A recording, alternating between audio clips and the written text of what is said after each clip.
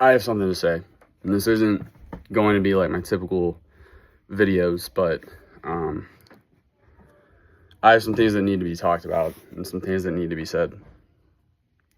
Recently, rumors came to light that the United States suicide hotline was going to be completely defunded, partially defunded, and my heart broke. I was nervous. I've utilized the national suicide hotline. I've utilized regional suicide hotlines. I've used privatized suicide hotlines before. And it is influential that people know that this is available to them. It is influential to people's mental health that this is available to them. And to hear that the funding was going to be cut for part of communities, like partially cut to the LGBTQ plus community or completely defunded in general, hurt me to the core. Now, I want to preface what I'm going to say with this is not political. I do not stand with the Republican Party. I do not stand with the Democratic Party. I try to see things from both sides. What I will forever stand upon is mental health. This is an area of my life, of my family's lives, that will forever hit home. And with today's announcements, today's occurrences, my heart snapped in two. It didn't break, it snapped.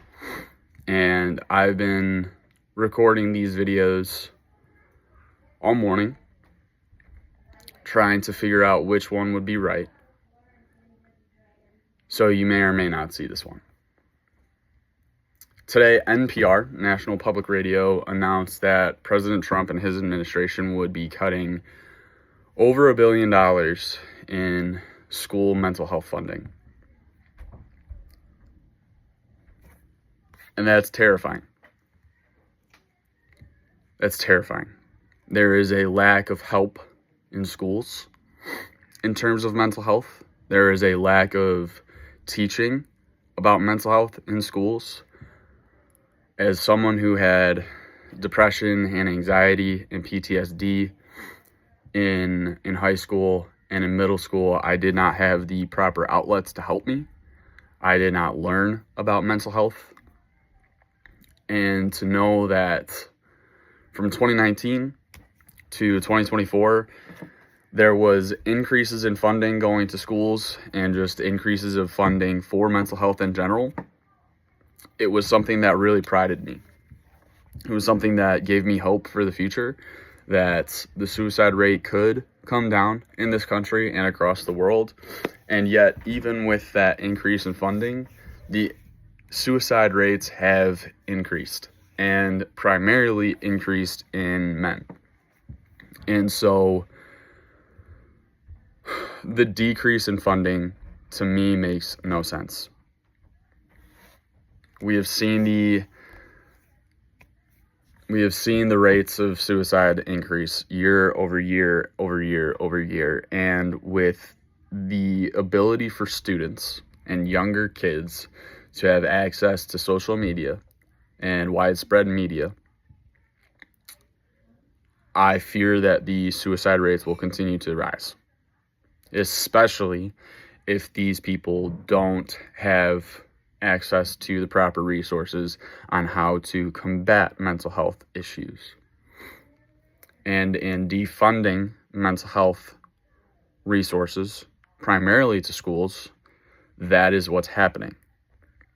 And I want to bring up two things in particular. The first, President Trump and his administration are considering giving out financial awards to people who have children. My question is, why would we not give those children the best possible route to grow up in a happy society? And trust me, I get it. Life is not always going to be happy. It's not always going to be perfect. But if you're going to increase the population, why wouldn't we increase funding to mental health. It makes sense to me. And again, this isn't a Republican, this isn't a Democratic thing. It is written in our Constitution that we have the right. If you are a citizen in the United States, you are guaranteed to pursue happiness. You are guaranteed the pursuit of happiness. And happiness starts in the mind and grows in the heart. And if we are not properly taught on how to combat these mental health issues, we do not have the freedom of the pursuit of happiness. President Trump and his administration, in terms of mental health, are going directly against the pursuit of happiness. They're going directly against what is written in our Constitution, and that is the freedom of the pursuit of happiness. By cutting the funding of mental health, they're going against that. And again, this isn't Republican, this isn't Democratic, this is people. And at the end of the day, you're not a Democrat, you're not a Republican, you're a human being, and you want to be happy. Every single person on earth wants to be happy. So I urge you, share this video, like this video, comment on this video. Because if mental health issues haven't affected you, it's affecting someone around you. It could be in your family, it could be one of your friends, it could be your significant other. People hide what's going on in their heart, what's going on in their head. You may not even know that it's going on. You might have kids one day, and I pray that you don't have kids that grow up with mental health issues, but it's possible that they could. So this defunding right now, and the possibility of a major resource in mental health, the suicide hotline, being defunded, is going to affect everyone in one aspect or another.